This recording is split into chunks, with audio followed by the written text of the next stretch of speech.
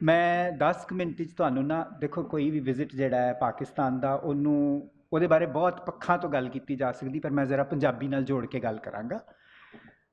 ਗੱਲ ਹੈ ਕਿ ਗੱਲ ਮੈਂ ਥੋੜ੍ਹੀ ਜਿਹੀ ਆਪਣੇ ਵਿਜ਼ਿਟ ਤੋਂ ਪਹਿਲਾਂ ਸ਼ੁਰੂ ਕਰਾਂਗਾ ਕਿ 4 ਜਾਂ 5 ਸਾਲ ਪਹਿਲਾਂ ਮੇਰਾ ਪਾਕਿਸਤਾਨ ਤੋਂ ਇੱਕ ਦੋਸਤ ਆਇਆ ਸੀ, ਮੇਰੇ ਕੋਲ 2 ਰਾਤਾਂ ਜਲੰਧਰ ਰਿਹਾ ਅਤੇ ਜਿੱਦਣ ਉਹਨੇ ਵਾਹਗਾ ਪਾਰ ਕਰਨਾ ਸੀ ਮੇਰੇ ਪਿਤਾ ਜੀ ਦੀ ਤਬੀਅਤ ਬੜੀ ਖ਼ਰਾਬ ਹੋ ਗਈ ਅਤੇ ਮੈਂ ਉਹਨਾਂ ਨੂੰ ਛੱਡ ਕੇ ਨਹੀਂ ਸਾਂ ਜਾ ਸਕਦਾ। ਮੈਂ ਉਹਨੂੰ ਆਪਣੇ ਡਰਾਈਵਰ ਦੇ ਨਾਲ ਘੱਲ ਦਿੱਤਾ। ਹੁਣ ਜਲੰਧਰੋਂ ਵਾਘੇ ਤੱਕ ਤਕਰੀਬਨ 2 ਸਵਾ 2 ਘੰਟੇ ਦਾ ਸਫ਼ਰ ਹੈ। ਮੇਰਾ ਡਰਾਈਵਰ ਜਦੋਂ ਉਹਨੂੰ ਛੱਡ ਕੇ ਆਇਆ ਤੇ ਆ ਕੇ ਮੈਨੂੰ ਕਹਿੰਦਾ ਸਰ ਇਹ ਤੁਹਾਡਾ ਜਿਹੜਾ ਦੋਸਤ ਸੀ ਇਹ ਤਾਂ ਪੰਜਾਬੀ ਬਹੁਤ ਸੋਹਣੀ ਬੋਲਦਾ ਹੈ। ਮੈਂ ਉਹਨੂੰ ਕਿਹਾ ਹੰਸਰਾਜ ਤੇ ਉਹ ਪੰਜਾਬੀ ਹੈ। ਕਹਿੰਦਾ ਸਰ ਪਰ ਉਹ ਤੇ ਪਾਕਿਸਤਾਨੀ ਹੈ।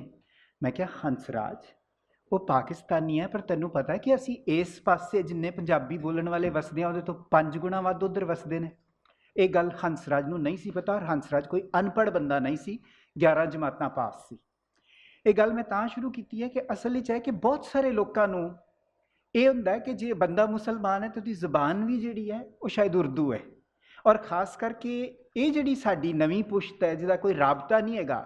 ਅਸੀਂ ਮੁਸਲਮਾਨ ਜਿਹੜੇ ਪੰਜਾਬ 'ਚ ਵੇਖਦੇ ਹਾਂ ਉਹ ਸਹਾਰਨਪੁਰ ਤੋਂ ਆਏ ਹੋਏ ਕੋਈ ਕਾਰੀਗਰ ਹੁੰਦੇ ਨੇ, ਕਿਉਂਕਿ ਸਾਡੇ ਪਾਸਿਓਂ ਜਿਸ ਤਰ੍ਹਾਂ ਸੰਧੂ ਸਾਹਿਬ ਨੇ ਦੱਸਿਆ ਤਕਰੀਬਨ ਪੂਰੀ ਤਰ੍ਹਾਂ ਉੱਜੜ ਕੇ ਉੱਧਰ ਚਲੇ ਗਏ, ਉੱਧਰੋਂ ਵੀ ਤਕਰੀਬਨ ਸਾਰੇ ਸਿੱਖ ਹਿੰਦੂ ਇੱਧਰ ਆ ਗਏ। ਇੱਥੋਂ ਮੈਂ ਗੱਲ ਸ਼ੁਰੂ ਕਰਕੇ ਹੁਣ ਤੁਹਾਨੂੰ ਦੱਸਦਾ ਕਿ ਮੈਂ ਪਿਛਲੇ 2 ਮਹੀਨਿਆਂ ਤੋਂ ਤਕਰੀਬਨ ਪਾਕਿਸਤਾਨ ਹੀ ਸਾਂ। ਤਕਰੀਬਨ ਮੈਂ ਇਸ ਲਈ ਕਹਿ ਰਿਹਾ ਕਿ ਸਬੱਬ ਦੀ ਗੱਲ ਮੇਰੇ ਕੋਲ 2 ਵਾਰ ਦਾ ਵੀਜ਼ਾ ਸੀ। ਮੈਂ 31 ਜਨਵਰੀ ਤੋਂ ਲੈ ਕੇ 10 ਫਰਵਰੀ ਤੱਕ ਇੱਕ ਸੱਦੇ 'ਤੇ ਗਿਆ। ਉਹਦਾ ਇੱਕ ਮਕਸਦ ਵੀ ਸੀ ਕਿ ਲਾਹੌਰ 'ਚ ਇੱਕ ਪੁਰਾਣਾ ਕਾਲਜ ਹੈ ਗਵਰਨਮੈਂਟ ਕਾਲਜ, ਜਿਹਦੇ 'ਚ ਸਾਡੇ ਕੁਝ ਬੜੇ ਜਾਣੇ ਪਛਾਣੇ ਲੋਕ ਪੜ੍ਹੇ ਹੋਏ ਨੇ। ਇੰਦਰ ਕੁਮਾਰ ਗੁਜਰਾਲ ਉੱਥੋਂ ਦੇ ਪੜ੍ਹੇ ਹੋਏ ਸਨ, ਕੁਲਦੀਪ ਨਈਅਰ ਉੱਥੋਂ ਦੇ ਪੜ੍ਹੇ ਹੋਏ ਸਨ, ਹਰਗੋਬਿੰਦ ਖੁਰਾਣਾ ਜਿਨ੍ਹਾਂ ਨੂੰ ਨੋਬਲ ਪ੍ਰਾਈਜ਼ ਮਿਲਿਆ ਸੀ ਉਹ ਵੀ ਉੱਥੋਂ ਪੜ੍ਹੇ ਸਨ, ਅਤੇ ਪਾਕਿਸਤਾਨ ਦਾ ਜਿਹੜਾ ਨੋਬਲ ਪ੍ਰਾਈਜ਼ ਵਿਨਰ ਅਬਦੁਸ ਸਮਦ ਹੈ ਉਹ ਵੀ ਉੱਥੋਂ ਦਾ ਪੜ੍ਹਿਆ ਹੋਇਆ ਸੀ। ਹੁਣ ਗਵਰਨਮੈਂਟ ਕਾਲਜ ਜਿਹੜਾ ਉਹ ਯੂਨੀਵਰਸਿਟੀ ਬਣ ਚੁੱਕਾ ਹੈ। ਔਰ ਦੂਜਾ ਪਾਸਾ ਇਹ ਹੈ ਕਿ ਬਹੁਤ ਸਾਲਾਂ ਤੱਕ ਪਾਕਿਸਤਾਨ ਦੇ ਬਣਨ ਤੋਂ ਬਾਅਦ ਉਰਦੂ ਦਾ ਇੰਨਾ ਗਲਬਾ ਰਿਹਾ ਕਿ ਪੰਜਾਬੀ ਜਿਹੜੀ ਬੜੀ ਪਛੜ ਗਈ ਸੀ, ਉੱਥੇ ਸਕੂਲਾਂ 'ਚ ਨਹੀਂ ਸੀ ਪੜ੍ਹਾਈ ਜਾਂਦੀ। ਪਰ ਹੁਣ ਪਿਛਲੇ ਕੁਝ ਚਿਰ ਤੋਂ ਇੱਕ ਰਿਸਰਜੈਂਸ ਜੀ ਆ ਰਹੀ ਹੈ। ਹੁਣ ਜਿਵੇਂ ਸਾਡੇ ਤਾਂ ਇੱਥੇ ਕਰ ਦਿੰਦੇ ਨਾ ਸਕੂਟਰਾਂ 'ਤੇ ਲਿਖ ਦਿੰਦੇ ਪੁੱਤ ਜੱਟਾਂ ਦੇ, ਪ੍ਰਾਈਡ ਦਿਖਾਉਣ ਲਈ। ਪਾਕਿਸਤਾਨ 'ਚ ਅੱਜ ਕੱਲ੍ਹ ਕਰਦੇ ਨੇ ਕਿ ਉਹ ਲਿਖਦੇ ਨੇ I am proud to be a Punjabi, ਮੈਨੂੰ ਪੰਜਾਬੀ ਹੋਣ ਦਾ ਮਾਣ ਹੈ। ਇਹ ਬੜਾ ਪਛੜ ਕੇ ਉਹਨਾਂ 'ਚ ਆਇਆ ਕਿਉਂਕਿ ਉਹਨਾਂ ਨੂੰ ਲੱਗਣ ਲੱਗ ਪਿਆ ਕਿ ਉਹਨਾਂ ਦੀ ਜ਼ਬਾਨ ਬਹੁਤ ਪਿੱਛੇ ਰਹਿ ਗਈ ਸੀ। ਅਤੇ ਇਸ ਗੱਲ 'ਚ ਹੋਇਆ ਕਿ ਭਾਵੇਂ ਪ੍ਰਾਇਮਰੀ ਲੈਵਲ 'ਤੇ ਨਹੀਂ ਪੜ੍ਹਾਈ ਜਾਂਦੀ ਪੰਜਾਬੀ, ਪਰ ਪੰਜਾਬੀ ਹੁਣ ਉਤਲੇ ਲੈਵਲ ਦੇ ਉੱਤੇ ਪੜ੍ਹਾਈ ਜਾਂਦੀ ਹੈ। ਹੁਣ ਤੁਹਾਨੂੰ ਸਾਰਿਆਂ ਨੂੰ ਪਤਾ ਕਿ ਪੰਜਾਬੀ ਇੱਕ ਐਸੀ ਜ਼ਬਾਨ ਹੈ, ਸ਼ਾਇਦ ਦੁਨੀਆ ਦੀ ਇੱਕੋ ਇੱਕ ਜ਼ਬਾਨ ਹੈ ਜਿਹੜੀ 2 ਬਿਲਕੁਲ ਹੀ ਵੱਖੋ ਵੱਖਰੀਆਂ ਲਿਪੀਆਂ 'ਚ, ਜਿਹਨੂੰ ਅਸੀਂ ਲਿਪੀ ਕਹਿੰਦੇ ਹਾਂ ਔਰ ਰਸਮੁਲ ਖਤ ਕਹਿੰਦੇ ਨੇ, ਪੜ੍ਹਾਈ ਜਾਂਦੀ ਹੈ। ਉਹ ਸ਼ਾਹਮੁਖੀ 'ਚ ਲਿਖਦੇ ਨੇ ਜਿਹੜੀ ਸਾਡੀ ਪੁਸ਼ਤ ਦੇ ਲੋਕ ਨਹੀਂ ਪੜ੍ਹ ਸਕਦੇ। ਅਸੀਂ ਗੁਰਮੁਖੀ 'ਚ ਲਿਖਦੇ ਹਾਂ ਜਿਹੜੀ ਉਹਨਾਂ ਦੀ ਪੁਸ਼ਤ ਦੇ ਲੋਕ ਨਹੀਂ ਪੜ੍ਹ ਸਕਦੇ। ਪਰ ਗਵਰਨਮੈਂਟ ਕਾਲਜ ਯੂਨੀਵਰਸਿਟੀ ਵਾਲਿਆਂ ਨੇ ਇੱਕ ਤਾਂ ਪੰਜਾਬੀ ਦਾ MA ਦਾ ਲੈਵਲ ਦਾ ਡਿਸਿਪਲਿਨ ਸ਼ੁਰੂ ਕੀਤਾ, ਅਤੇ ਦੂਜਾ ਉਹਨਾਂ ਨੇ ਇਹ ਕੀਤਾ ਕਿ ਉਹਨਾਂ ਨੇ ਕਰਤਾ ਕਿ ਜਿਹੜਾ ਬੱਚਾ ਪੰਜਾਬੀ ਪੜ੍ਹੇਗਾ ਉਹਦੇ ਲਈ ਜ਼ਰੂਰੀ ਹੋ ਗਿਆ ਵੈ ਕਿ ਉਹ ਨਾਲ ਹੀ ਗੁਰਮੁਖੀ ਵੀ ਸਿੱਖੇ, ਕਿਉਂਕਿ ਇੱਕ ਬੜਾ ਵੱਡਾ ਖੱਪਾ ਰਹਿ ਜਾਂਦਾ। ਸੋ ਇਹ ਮੈਂ ਤੁਹਾਨੂੰ ਕੰਟੈਕਸਟ ਦੱਸ ਰਿਹਾ ਜਿਹਦੇ 'ਚ ਉਹਨਾਂ ਦੇ ਪੰਜਾਬੀ ਡਿਪਾਰਟਮੈਂਟ ਨੇ ਮੈਨੂੰ ਪੰਜਾਬੀ ਜ਼ਬਾਨ ਦੀ ਜਿਹੜੀ ਅੱਜ ਕੱਲ੍ਹ ਹਾਲਤ ਹੈ ਬਤੌਰ ਪੱਤਰਕਾਰ ਇਸ ਗੱਲ ਉੱਤੇ ਗੱਲ ਕਰਨ ਲਈ ਬੁਲਾਇਆ। ਹੁਣ ਮੈਂ ਇਸ ਗੱਲ 'ਤੇ ਕੇਂਦਰਿਤ ਕਰਾਂਗਾ। ਹੁਣ ਇਹ ਹੈ ਕਿ 2 ਗੱਲਾਂ ਮੈਂ ਇੱਕਦਮ ਨੋਟ ਕੀਤੀਆਂ ਕਿ ਜਦੋਂ ਅਸੀਂ ਪਾਕਿਸਤਾਨੀ ਪੰਜਾਬੀਆਂ ਦੇ ਨਾਲ ਬੈਠ ਕੇ ਗੱਲਬਾਤ ਕਰਦੇ ਹਾਂ ਤੇ ਕੋਈ ਮਸਲਾ ਕੋਈ ਸਮੱਸਿਆ ਨਹੀਂ ਆਉਂਦੀ, ਪਰ ਜਦੋਂ ਹੀ ਅਸੀਂ ਜ਼ਰਾ ਕੁ ਉਤਲੇ ਲੈਵਲ ਦੀ ਜੇ ਸਿਆਸਤ ਦੀ ਗੱਲ ਕਰਨੀ ਹੋਏ, ਜਿਹਨੂੰ ਕਿ ਸਾਡੇ ਵਾਲੇ ਪਾਸੇ ਅੱਜ ਕੱਲ੍ਹ ਰਾਜਨੀਤੀ ਕਹਿਣ ਲੱਗ ਪਏ ਨੇ, ਸਿਆਸਤ ਵੀ ਮੇਰੀ ਵਾਲੀ ਜਨਰੇਸ਼ਨ ਵਾਲੇ ਵਰਤਦੇ ਨੇ। ਜੇ ਅਸੀਂ ਆਲੋਚਨਾ ਦੀ ਗੱਲ ਕਰਨੀ ਹੋਏ ਜਿਹਨੂੰ ਉਹ ਤਨਕੀਦ ਕਹਿੰਦੇ ਨੇ, ਉਹਨਾਂ ਲਫ਼ਜ਼ਾਂ ਦੇ ਵਿੱਚ, ਵੈਸੇ ਵੱਖਰੀ ਗੱਲ ਜੇ ਕਿ ਕਈ ਵਾਰੀ ਆਲੋਚਨਾ ਦੀ ਇੱਧਰ ਦੀ ਪੰਜਾਬੀ ਵੀ ਨਹੀਂ ਮੈਨੂੰ ਸਮਝ ਆਉਂਦੀ ਹੁੰਦੀ, ਉਹ ਪਰ ਵੱਖਰਾ ਵਿਸ਼ਾ ਹੈ। ਪਰ ਇਹ ਹੈ ਕਿ ਕੋਈ ਵੀ ਉਤਲੇ ਪੱਧਰ ਦੀ ਗੱਲ ਕਰਨੀ ਹੋਏ ਤਾਂ ਜ਼ਬਾਨਾਂ ਜਿਹੜੀਆਂ ਨੇ ਨਾ, ਪਾਰਟੀਸ਼ਨ ਤੋਂ ਬਾਅਦ, ਵੰਡ ਤੋਂ ਬਾਅਦ ਬਹੁਤ 2 ਮੁਖਤਲਿਫ ਵੱਖੋ ਵੱਖਰੇ ਡਾਇਰੈਕਸ਼ਨਸ ਵਧੀਆਂ ਨੇ। ਸਾਡੇ ਵਾਲੇ ਪਾਸੇ ਪੰਜਾਬੀ ਦੇ ਵਿੱਚ ਨਵੇਂ ਲਫ਼ਜ਼ ਜਿੰਨੇ ਵੀ ਘੜੇ ਗਏ ਉਹ ਸੰਸਕ੍ਰਿਤ ਦੇ ਆਧਾਰ 'ਤੇ ਲਏ ਗਏ, ਉਹਨਾਂ ਵਾਲੇ ਪਾਸੇ ਫਾਰਸੀ ਔਰ ਅਰਬੀ ਤੋਂ ਲਏ ਗਏ। ਹੁਣ ਉਹਦੇ 'ਚ ਕੀ ਹੋਇਆ ਕਿ ਮੈਂ ਤੁਹਾਨੂੰ ਛੋਟੀ ਜਿਹੀ ਇੱਕ ਮਿਸਾਲ ਦਿੰਦਾ ਕਿ ਕੋਈ ਬੰਦਾ ਮੈਨੂੰ ਇੰਟਰਵਿਊ ਕਰ ਰਿਹਾ ਕਿਸੇ ਅਖਬਾਰ ਲਈ, ਅਤੇ ਉਹਨੇ ਕੋਈ ਸਵਾਲ ਪੁੱਛਿਆ ਜਿਹਦੇ ਜਵਾਬ ਵਿੱਚ ਮੈਂ ਕਿਹਾ ਕਿ ਸਾਨੂੰ ਆਪਣਾ ਮਾਨਸਿਕ ਘੇਰਾ ਵਿਸ਼ਾਲ ਕਰਨ ਦੀ ਲੋੜ ਹੈ। ਉਹਦੇ ਚਿਹਰੇ ਦੇ ਭਾਵ ਤੋਂ ਮੈਨੂੰ ਲੱਗਾ ਕਿ ਮੈਂ ਕੁਝ ਕਹਿ ਦਿੱਤਾ ਜਿਹੜਾ ਉਹਨੂੰ ਸਮਝ ਨਹੀਂ ਪਿਆ। ਇੱਕ ਜਿਹਨੂੰ ਕਹਿੰਦੇ ਅੰਗਰੇਜ਼ੀ 'ਚ ਪ੍ਰਸ਼ਨਵਾਚਕ ਜਿਹਾ ਉਹਦਾ ਕੁਇਜ਼ੀਕਲ ਲੁੱਕ ਆਈ। ਮੈਨੂੰ ਇੱਕਦਮ ਸਮਝ ਲੱਗਾ ਕਿ ਉਹਨੂੰ ਵਿਸ਼ਾਲ ਲਫ਼ਜ਼ ਨਹੀਂ ਸਮਝ ਆਇਆ।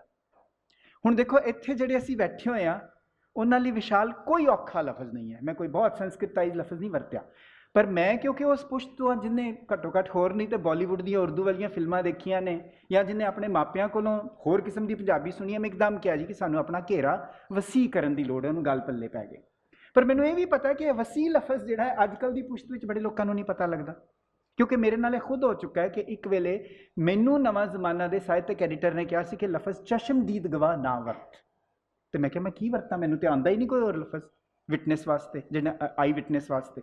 ਖੈਰ ਮੈਂ ਕਹਿ ਰਿਹਾ ਵਾਂ ਕਿ ਮੇਰਾ ਮੁੱਦਾ ਸਾਰਾ ਇਸ ਗੱਲ ਤੇ ਕੇਂਦਰਿਤ ਸੀ ਉਸ ਵੇਲੇ ਕਿ ਜ਼ਬਾਨਾਂ ਜਿਹੜੀਆਂ ਨੇ ਸਾਨੂੰ ਇਸ ਗੱਲ ਦਾ ਧਿਆਨ ਰੱਖਣਾ ਚਾਹੀਦਾ ਹੈ ਕਿ ਜ਼ਬਾਨਾਂ ਜਿਹੜੀ ਹੈ ਮਾਡਰਨ ਜ਼ਬਾਨ, ਹਰ ਬੋਲੀ ਨੇ ਬਦਲਣਾ ਹੁੰਦਾ ਸਮੇਂ ਦੇ ਨਾਲ। ਇਹ ਠੀਕ ਗੱਲ ਹੈ ਕਿ ਪੰਜਾਬੀ ਕੋਲ, ਔਰ ਪਾਕਿਸਤਾਨੀ ਇਸ ਗੱਲ ਤੇ ਬੜਾ ਜ਼ੋਰ ਦਿੰਦੇ ਨੇ ਕਿ ਪੰਜਾਬੀ ਵਾਰਿਸ ਸ਼ਾਹ ਦੀ ਬੋਲੀ, ਔਰ ਇਹ ਠੀਕ ਗੱਲ ਹੈ ਕਿ ਪੰਜਾਬੀ ਬੜੀ ਅਮੀਰ ਬੋਲੀ ਹੈ, ਪਰ ਹਰ ਜ਼ਬਾਨ ਦੇ ਵਿੱਚ ਸਮੇਂ ਦੇ ਨਾਲ ਨਾਲ ਕੁਝ ਲਫ਼ਜ਼ ਨੇ ਜਿਹੜੇ ਖਾਰਜ ਹੋਣੇ ਸ਼ੁਰੂ ਹੋ ਜਾਂਦੇ ਨੇ। ਇੱਕ ਪੂਣੀ ਵਾਲਾ ਲਫ਼ਜ਼ ਹੀ ਲੈ ਲਓ, ਪੂਣੀਆਂ ਦਾ ਹੁਣ ਕੋਈ ਮਤਲਬ ਨਹੀਂ ਰਹਿ ਗਿਆ, ਉਹ ਇੱਕ ਤਸ਼ਬੀਹ ਦੇ ਤੌਰ ਤੇ ਦਰਦ ਦੀ ਪੂਣੀ ਤੇ ਰਹਿ ਜਾਏਗੀ, ਦੂਜੀਆਂ ਪੂਣੀਆਂ ਦਾ ਕੀ ਬੱਚਿਆਂ ਲਈ ਮਤਲਬ ਰਹਿ ਜਾਏਗਾ, ਕਿਉਂਕਿ ਉਹ ਚੀਜ਼ਾਂ ਖਾਰਜ ਹੋ ਰਹੀਆਂ। ਇਹਦੇ ਬੜੀਆਂ ਬੜੀਆਂ ਸਾਰੀਆਂ ਉਦਾਹਰਨਾਂ ਨੇ।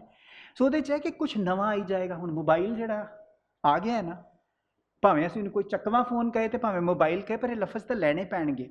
ਹੁਣ ਇਹ ਹੈ ਕਿ ਉੱਥੇ ਅਸਲ 'ਚ ਇਹ ਹੈ ਕਿ ਮੈਂ ਜਿਹੜੀ ਗੱਲ ਉੱਥੇ ਚੁੱਕੀ ਵੀ, ਜਿਹੜੀ ਇੱਥੇ ਵੀ ਮੈਂ ਕਰਨੀ ਚਾਹੁੰਦਾ, ਕੁਝ ਯੂਨੀਵਰਸਿਟੀਆਂ ਵਾਲੇ ਤੁਸੀਂ ਲੋਕ ਬੈਠੇ ਹੋਏ ਹੋ, ਕਿ ਪੰਜਾਬੀ ਇੱਕ ਐਸੀ ਜ਼ਬਾਨ ਹੈ ਜਿਹੜੀ ਕਿ ਤੁਹਾਨੂੰ ਪਤਾ ਸਾਰਿਆਂ ਨੂੰ ਕਿ ਪੰਜਾਬੀ ਦੁਨੀਆ ਦੀਆਂ ਸਾਰੀਆਂ ਜ਼ਬਾਨਾਂ 'ਚ 6ਵੇਂ ਨੰਬਰ ਤੇ ਸਭ ਤੋਂ ਵੱਧ ਬੋਲੀ ਜਾਣ ਵਾਲੀ ਜ਼ਬਾਨ ਹੈ, 6th biggest language, most widely spoken.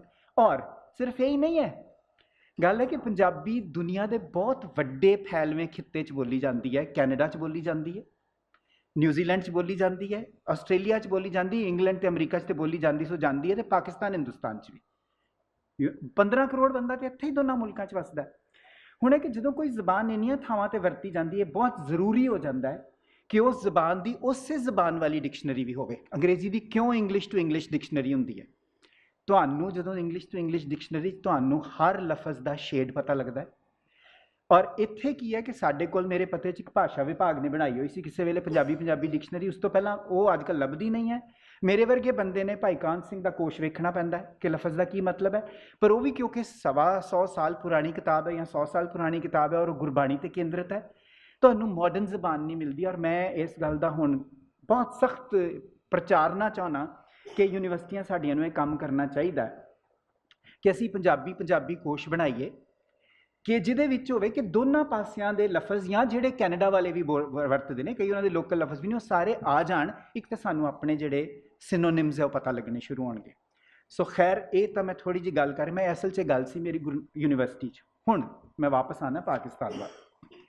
University ਜਦੋਂ ਗੱਲ ਹੁੰਦੀ ਹੈ ਤੇ ਦੇਖੋ ਉੱਥੇ ਇੱਕ, ਜਿਹਨੂੰ ਅਸੀਂ ਪ੍ਰਧਾਨਗੀ ਇੱਥੇ ਕਹਿੰਦੇ ਹਾਂ, ਉਹ ਕਹਿੰਦੇ ਨੇ ਸਦਾਰਤ ਕਰਨ ਲਈ, ਸਦਰ ਤੋਂ ਬਣਿਆ ਹੋਇਆ ਲਫ਼ਜ਼।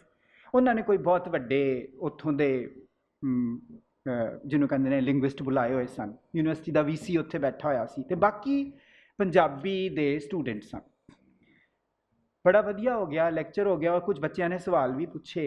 ਤੇ ਬਾਅਦ ਵਿੱਚ ਡਿਪਾਰਟਮੈਂਟ ਤੋਂ ਇੱਕ ਬੀਬੀ ਸ਼ਬਨਮ ਇਸਾਕ ਮੇਰੇ ਕੋਲ ਆਈ ਤੇ ਉਹਨੇ ਮੈਨੂੰ ਆ ਕੇ ਕਿਹਾ ਕਿ ਸਰ ਤੁਹਾਡੇ ਨਾਲ ਇਹ ਗੱਲ ਇਹ ਕਰਨੀ ਸੀ ਕਿ ਬੱਚੇ ਜਿਹੜੇ ਨੇ ਨਾ, ਜਦੋਂ ਸਟੇਜ 'ਤੇ ਇੰਨੀਆਂ ਵੱਡੀਆਂ ਹਸਤੀਆਂ ਬੈਠੀਆਂ ਹੋਣ, VC ਸਾਹਿਬ ਆਪ ਬੈਠੇ ਹੋਣ, ਉਹਨਾਂ ਥੋੜ੍ਹਾ ਸਵਾਲ ਪੁੱਛਣ ਵੇਲੇ ਝੱਕਦੇ ਨੇ। ਉਹਨਾਂ ਦੇ ਮਨ 'ਚ ਪੰਜਾਬੀ ਬਾਰੇ, ਪੰਜਾਬੀ ਪੰਜਾਬ 'ਚ ਕਿਵੇਂ ਪੜ੍ਹਾਈ ਜਾਂਦੀ ਹੈ, ਕਿਵੇਂ ਬੋਲੀ ਜਾਂਦੀ ਹੈ, ਤੁਸੀਂ ਜਿਹੜੀਆਂ ਗੱਲਾਂ ਕੀਤੀਆਂ ਨੇ ਉਹ ਖੁੱਲ੍ਹ ਕੇ ਤੁਹਾਡੇ ਨਾਲ ਗੱਲ ਕਰਨੀ ਚਾਹੁੰਦੇ ਨੇ। ਤੇ ਤੁਸੀਂ ਇੰਜ ਕਰੋ ਕਿ ਸਾਡੇ ਡਿਪਾਰਟਮੈਂਟ 'ਚ ਆ ਕੇ ਤੇ ਬੱਚਿਆਂ ਨੂੰ ਮਿਲੋ ਜਿਹਦੇ 'ਚ ਹੋਰ ਕੋਈ। ਮੈਂ ਕਿਹਾ ਜੀ ਬੜੀ ਚੰਗੀ ਗੱਲ ਹੈ, ਮੈਂ ਜ਼ਰੂਰ ਆਵਾਂਗਾ। ਸਿਰਫ ਹੈ ਕਿ ਮੈਂ ਪਰਸੋਂ ਚਲੇ ਜਾਣਾ ਹੈ ਵਾਪਸ ਹਿੰਦੁਸਤਾਨ, ਪਰ ਮੈਂ ਦੁਬਾਰਾ ਵੀ ਆਉਣਾ ਹੈ ਕਿਉਂਕਿ ਮੇਰੇ ਕੋਲ 2 ਵਾਰੀ ਦਾ ਵੀਜ਼ਾ ਸੀ। 10 ਫਰਵਰੀ ਨੂੰ ਮੈਂ ਪਾਕਿਸਤਾਨ ਤੋਂ ਵਾਪਸ ਆ ਗਿਆ ਤੇ 14 ਫਰਵਰੀ ਨੂੰ ਪੁਲਵਾਮਾ ਵਾਪਰ ਗਿਆ। ਹੁਣ ਜਦੋਂ ਮੈਂ ਆਇਆ ਸੀ ਉਦੋਂ ਥੋੜ੍ਹੀ ਮੈਨੂੰ ਪਤਾ ਸੀ, ਮੇਰੇ ਕੋਲ ਵੀਜ਼ਾ ਤੇ ਹੈ ਸੀ ਜਾਣ ਦਾ, ਪਰ ਇਹ ਨਹੀਂ ਸੀ ਪਤਾ ਕਿ ਹਾਲਾਤ ਕਿਵੇਂ ਤੇਜ਼ੀ ਨਾਲ ਵਿਗੜਨਗੇ। ਤੇ ਇੱਕ ਗੱਲ ਜਿਹੜੀ ਮੈਂ ਇੱਥੇ ਹੁਣੇ ਨਹੀਂ ਦੁਹਰਾਵਾਂਗਾ, ਪਰ ਹੁਣੇ ਕਿਉਂਕਿ ਸੰਧੂ ਸਾਹਿਬ ਕਹਿ ਕੇ ਹਟੇ ਨੇ, ਤੁਹਾਨੂੰ ਬੇਪਨਾਹ ਮੁਹੱਬਤ ਦਿਖਦੀ ਹੈ ਉਹਨਾਂ ਲੋਕਾਂ ਦੀ ਪੰਜਾਬੀਆਂ ਪ੍ਰਤੀ। ਦੇਖੋ ਇਹਨਾਂ ਨੂੰ ਤਾਂ ਇੱਕ ਐਡਵਾਂਟੇਜ ਹੈ ਕਿ ਇਹਨਾਂ ਦੀ ਪਗੜੀ ਕਰਕੇ ਇੱਕਦਮ ਪਛਾਣੇ ਜਾਂਦੇ। ਮੈਂ ਤੇ ਉਸ ਐਡਵਾਂਟੇਜ ਤੋਂ ਵੀ ਵਿਰਵਾ ਨਾ, ਮੇਰੇ ਕੋਈ ਮੂੰਹ ਤੇ ਨਹੀਂ ਲਿਖਿਆ ਹੋਇਆ ਕਿ ਮੈਂ ਹਿੰਦੂ ਹਾਂ ਜਾਂ ਮੁਸਲਮਾਨ ਹਾਂ, ਹਿੰਦੁਸਤਾਨੀ ਹਾਂ, ਪਾਕਿਸਤਾਨੀ ਹਾਂ, ਪਰ ਜਦੋਂ ਹੀ ਪਤਾ ਲੱਗਦਾ ਸੀ ਉਹ ਤੁਹਾਨੂੰ ਉਹ ਲਫ਼ਜ਼ ਹੀ ਮਹਿਮਾਨ ਵਰਤਦੇ ਨੇ ਕਿ ਤੁਸੀਂ ਤਾਂ ਸਾਡੇ ਮਹਿਮਾਨ ਹੋ। ਔਰ ਇਹ ਤੁਹਾਨੂੰ ਬੜਾ ਚੰਗਾ ਲੱਗਦਾ ਵੀ ਕਿਤੇ ਵੀ ਪਤਾ ਲੱਗ ਜਾਏ ਤੇ ਤੁਹਾਨੂੰ ਬਦੋ ਬਦੀ ਚਾਹ ਪਿਆਉਣ ਲੱਗ ਪੈਂਦੇ ਨੇ। ਖੈਰ, ਮੈਂ ਉਹਨੂੰ ਕਿਹਾ ਸ਼ਬਨਮ ਨੂੰ ਕਿ ਇੰਝ ਹੈ ਕਿ ਮੈਂ ਦੁਬਾਰਾ ਵਾਪਸ ਆਣਾ, ਤੁਸੀਂ ਇੰਝ ਕਰੋ ਕਿ ਉਦੋਂ ਮੇਰੀ ਵਾਪਸੀ ਦੇ ਉੱਤੇ ਉਦੋਂ ਕਰ ਲੈਣਾ ਆਪਣਾ ਜੋ ਵੀ ਤੁਸੀਂ ਮੇਰਾ ਰੂਬਰੂ ਕਰਨਾ ਸਟੂਡੈਂਟਸ ਨਾਲ। ਹੁਣ ਉਹ ਜਿਹੜੇ 3 ਹਫ਼ਤੇ ਸਨ ਜਿਨ੍ਹਾਂ 'ਚ ਪਹਿਲਾਂ ਪੁਲਵਾਮਾ ਵਾਪਰਿਆ, ਇੰਨੇ ਤਾਜ਼ਾ ਨੇ ਕਿ ਮੈਨੂੰ ਦੁਹਰਾਉਣ ਦੀ ਲੋੜ ਨਹੀਂ। ਫਿਰ ਬਾਲਾਕੋਟ ਹੋਇਆ, 2 ਦਿਨ ਬਾਅਦ ਅਭਿਨੰਦਨ ਹੋਇਆ, ਇਹ ਸਾਰਾ ਕੁਝ ਵਾਪਰ ਰਿਹਾ ਸੀ ਤੇ ਮੈਨੂੰ ਸਾਰੇ ਕਹਿ ਰਹੇ ਸਨ ਕਿ ਪਾਕਿਸਤਾਨ ਨਾ ਜਾ, ਕਿਉਂਕਿ ਖੌਫ ਜਿਹਾ ਪੈਦਾ ਹੁੰਦਾ। ਮੈਂ ਕਿਉਂਕਿ ਤਾਜ਼ਾ ਹੋ ਕੇ ਆਇਆ ਸਾਂ, ਮੈਂ ਉਹਨਾਂ ਲੋਕਾਂ ਦੀ ਮੁਹੱਬਤ ਦੇਖੀ ਸੀ। ਮੈਨੂੰ ਕਿਸੇ ਵੇਲੇ ਵੀ ਲਾਹੌਰ 'ਚ ਨਹੀਂ ਲੱਗਾ ਕਿ ਬਈ ਮੈਂ ਜਿਹਨੂੰ ਕਹਿੰਦੇ ਕਿਸੇ ਓਪਰੇ ਦੇਸ਼ 'ਚ ਹਾਂ। ਤੇ ਮੈਂ ਕਿਹਾ, ਮੈਂ ਜਿਹਨੇ ਵੀ ਕਿਹਾ, ਮੇਰੀ ਭੈਣ ਨੇ ਵੀ ਕਿਹਾ ਕਿ ਸੋਚ ਲੈ ਹੁਣ ਤੂੰ ਜਾ ਰਿਹਾ, ਮੇਰੇ ਦੋਸਤਾਂ ਨੇ ਕਿਹਾ ਸੋਚ ਲੈ। ਮੈਂ ਕਿਹਾ ਗੱਲ ਹੈ ਵੀ ਜੇ ਬਾਰਡਰ ਖੁੱਲ੍ਹਾ ਰਿਹਾ ਨਾ ਤੇ ਮੈਂ ਜਾਵਾਂਗਾ। ਪਰ ਬਾਰਡਰ ਖੁੱਲ੍ਹਾ ਰਿਹਾ, ਇੱਕ ਦਿਨ ਸਮਝੌਤਾ ਐਕਸਪ੍ਰੈਸ ਬੰਦ ਹੋਈ ਸੀ, ਪਰ ਬਾਰਡਰ ਜਿਹੜਾ ਹੈ ਪੈਦਲ ਪਾਰ ਕਰਨਾ ਇੱਕ ਦਿਨ ਵੀ ਨਹੀਂ ਬੰਦ ਹੋਇਆ। ਔਰ ਜੀ 8 ਮਾਰਚ ਨੂੰ ਅਭਿਨੰਦਨ ਦੇ ਹਿੰਦੁਸਤਾਨ ਆਉਣ ਦੇ 6 ਦਿਨ ਦੇ ਬਾਅਦ ਮੈਂ ਪਾਕਿਸਤਾਨ ਵਾਪਸ ਪਹੁੰਚ ਗਿਆ। ਹੁਣ ਮੈਂ ਉਦੋਂ ਮੇਰੀ ਜਿਹੜੀ ਮੁਲਾਕਾਤ ਪਹਿਲਾਂ ਮਿੱਥੀ ਗਈ ਸਟੂਡੈਂਟਸ ਨਾਲ ਸੀ ਉਹ ਹੋਣੀ ਸੀ। ਹੁਣ ਇੱਥੇ ਮੈਂ ਤੁਹਾਨੂੰ ਦੱਸਣਾ ਚਾਹੁੰਦਾ ਕਿ ਜਦੋਂ ਇਹ ਮੁਲਾਕਾਤ ਮਿੱਥੀ ਗਈ ਸੀ ਉਦੋਂ ਸ਼ਾਇਦ ਸੀਗਾ ਪੰਜਾਬੀ ਡਿਪਾਰਟਮੈਂਟ ਦਾ ਖਿਆਲ ਕਿ ਬੱਚੇ ਪੰਜਾਬੀ ਦੇ ਨਾਲ ਕੇਂਦਰਿਤ ਸਵਾਲ ਕਰਨਗੇ। ਪਰ ਤੁਸੀਂ ਆਪਣੇ ਆਪ ਸੋਚੋ ਕਿ ਹਾਲਾਤ ਜਿਵੇਂ ਇੱਥੇ ਵਿਗੜੇ ਸਨ ਔਰ ਉਹਨਾਂ ਦੇ ਮਨਾਂ 'ਚ ਵੀ ਕਈ ਕੁਝ ਸੀਗਾ, ਤੇ ਉਹ ਜਿਹੜੀ ਖੁੱਲ੍ਹੀ ਗੱਲਬਾਤ ਹੋਈ, ਗੱਲਬਾਤ ਵੀ ਉਹਨਾਂ ਨੇ ਇੰਝ ਕਰਾਈ ਕਿ ਉਹਨਾਂ ਨੇ ਮੈਨੂੰ ਆਪਣੇ ਸਟਾਫ ਰੂਮ 'ਚ ਬਿਠਾ ਦਿੱਤਾ।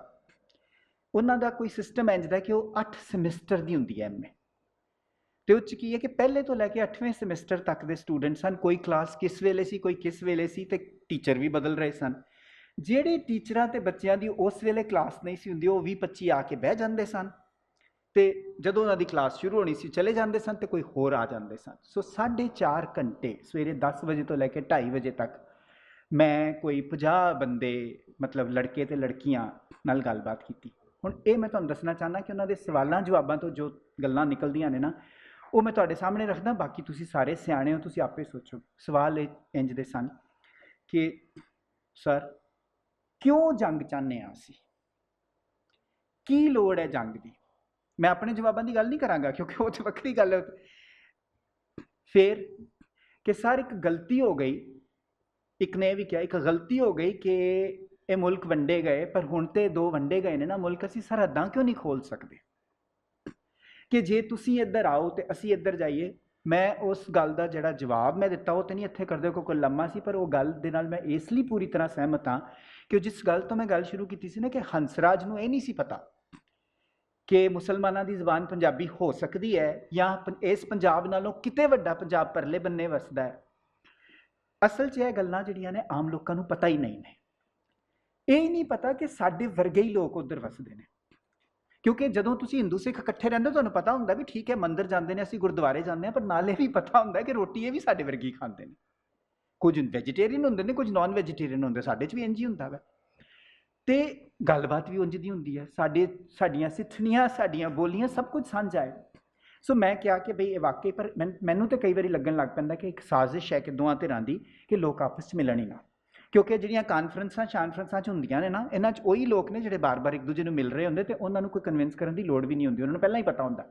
ਮੈਨੂੰ ਵੀ ਪਤਾ ਹੈ, ਪਾਕਿਸਤਾਨ ਗਏ ਬਿਨਾਂ ਵੀ ਪਤਾ ਕਿ ਉਹ ਲੋਕ ਕਿੰਝ ਦੇ ਨੇ। ਇਹ ਤਾਂ ਆਮ ਲੋਕਾਂ ਨੂੰ ਆਉਣ ਜਾਣ ਦੀ ਖੁੱਲ੍ਹ ਹੋਣੀ ਚਾਹੀਦੀ ਹੈ।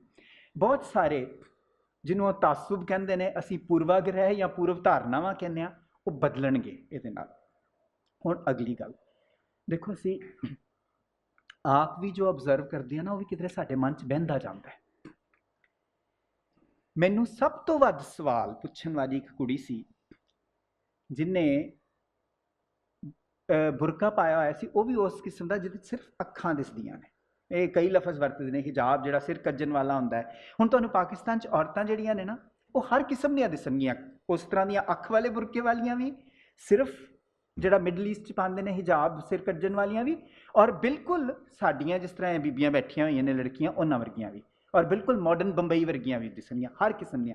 ਇਹ ਉਹਨਾਂ ਦੀ ਇੱਕ ਪਰਸਨਲ ਚੋਇਸ ਹੈ। ਪਰ ਮੈਂ ਜਿਹੜੀ ਗੱਲ ਕਹਿਣੀ ਚਾਹੁੰਦਾ, ਉਸ ਲੜਕੀ ਨੇ ਮੈਨੂੰ ਇੰਨੇ ਸਵਾਲ ਪੁੱਛੇ ਕਿ ਉਸ ਰਾਤ ਜਦੋਂ ਮੈਂ ਆਪਣੇ ਮਨ 'ਚ ਇਸ ਸਾਰੀ ਗੱਲ ਦੀ ਜੁਗਾਲੀ ਕਰ ਰਿਹਾ ਸਾਂ, ਜੋ ਮੈਂ ਉੱਥੇ ਦੇਖਿਆ, ਮੈਨੂੰ ਲੱਗਾ ਕਿ ਮੈਂ ਵੀ ਤਾਂ ਕੁਝ ਪੂਰਵ ਧਾਰਨਾਵਾਂ ਲੈ ਕੇ ਤੁਰਦਾ ਹਾਂ। ਮੈਂ ਸੋਚਦਾ ਕਿ ਜਿਹੜੀ ਔਰਤ ਕਾਲੇ ਬੁਰਕੇ ਦੇ ਪਿੱਛੇ ਹੈ, ਉਹ ਸ਼ਾਇਦ ਘਰੇਲੂ ਔਰਤ ਹੈ, ਉਹ ਸ਼ਾਇਦ ਧਾਰਮਿਕ ਔਰਤ ਹੈ, ਉਹ ਸ਼ਾਇਦ ਕੁਝ ਵੀ ਜਿਹਨੂੰ ਕਹਿੰਦੇ ਨੇ ਸਿਆਸਤ ਜਾਂ ਕਿਸੇ ਹੋਰ ਚੀਜ਼ ਨਾਲ ਦਿਲਚਸਪੀ ਨਹੀਂ ਰੱਖਦੀ, ਪਰ ਇਹ ਧਾਰਨਾ ਮੇਰੀ ਟੁੱਟੀ ਉਹਦੇ ਸਵਾਲਾਂ ਤੋਂ।